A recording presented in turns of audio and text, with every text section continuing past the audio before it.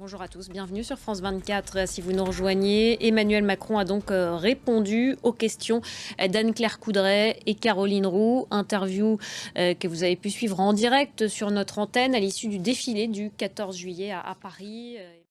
Roselyne Fèvre, bonjour. Bonjour. Vous avez suivi avec nous, bien sûr, cet entretien du chef de l'État. Vous êtes chef du service politique. Emmanuel Macron qui a réexpliqué aux Français le rôle de l'État, justement, face à l'augmentation des prix de l'énergie liée à cette guerre en Ukraine. Oui, il a réexpliqué sa philosophie.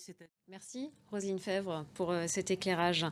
Et à l'occasion de la fête nationale en France, je vous le disais, 6300 militaires ont défilé un petit peu plus tôt ce matin sur les Champs-Élysées. On va revoir tout de suite les temps forts de ce défilé où, en pleine guerre en Ukraine, les pays de l'Est de l'Europe étaient à l'honneur. Et puis la guerre en Ukraine, elle était dans toutes les têtes lors de ce défilé du 14 juillet, 142e jour de l'invasion russe dans le pays. Sur le terrain, les bombardements se poursuivent. Au moins 12 personnes ont été tuées aujourd'hui dans des frappes russes qui ont touché Vinnytsia, ville du centre de l'Ukraine, jusqu'alors relativement épargnée par les combats. Je vous en parlais dans les titres, il y a cette visite de Joe Biden au Moyen-Orient, la première dans la région depuis le début de son mandat. Le président américain est arrivé hier en Israël. La crise politique au Sri Lanka, les manifestants annoncent qu'ils vont quitter les bâtiments qu'ils occupent depuis plusieurs jours maintenant, notamment le bureau du Premier ministre.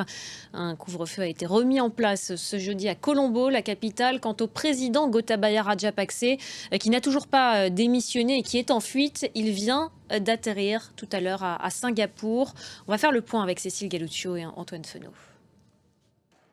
Et enfin, Haïti s'enfonce dans la violence depuis plusieurs jours. Au moins 89 personnes ont été tuées en seulement une semaine dans des affrontements entre gangs dans la capitale Port-au-Prince. C'est ce qu'a annoncé le réseau national de défense des droits humains dans un communiqué. On va faire le point sur la situation sur place avec Alice Broga.